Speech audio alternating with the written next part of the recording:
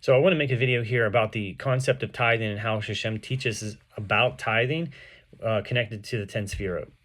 So in Bnei Yisachar, he actually has a discussion on a topic that's related to this. So the Mishnah states in Shabbos 34a, this is a quote from the Mishnah: "There are three things that a person should say in his house on Erev Shabbos as it is getting dark.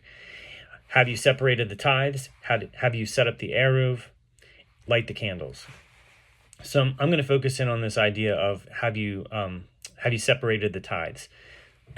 So there's different concepts of the 10 Sefirot. So there is the female 10 Sefirot, which is like the layers, like an onion, where it's like the inner layers and the outer layers, and then there's the concept of the male Kabbalistic tree of life, the male Sefirot, which is the tree that most people associate with, where they're kind of like bunched up at the top, and there's Keter, and it comes down, and then goes Yesod and Malchut at the bottom.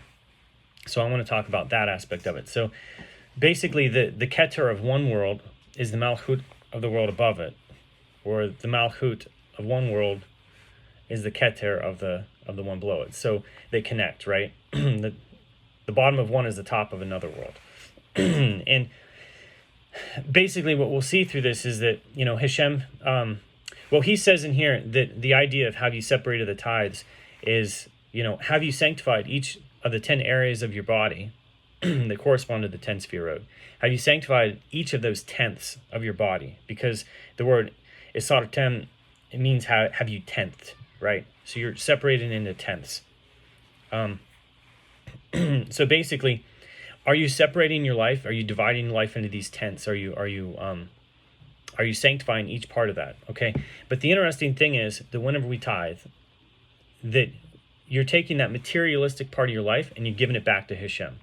So what we see from the different worlds that are connected like that, when we take the Malchut, or the materialistic part of the world that we have, and we separate that out and give it back to Hashem, it becomes the Keter of the next world, the crown, right? So we're crowning Hashem as king.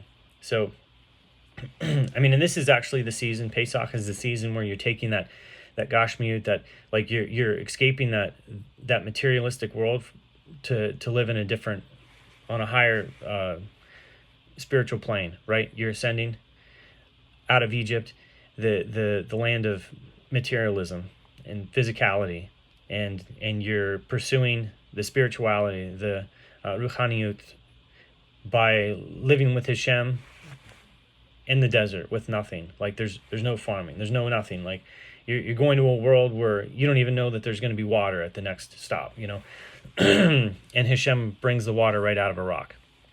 So this is the idea that the 10 Sefirot teach us is, like when we separate that 10th section out of our life and we sanctify it, we can sanctify the lowest part and it becomes the highest part. So hopefully that kind of spoke to you a little bit, but it's an interesting concept.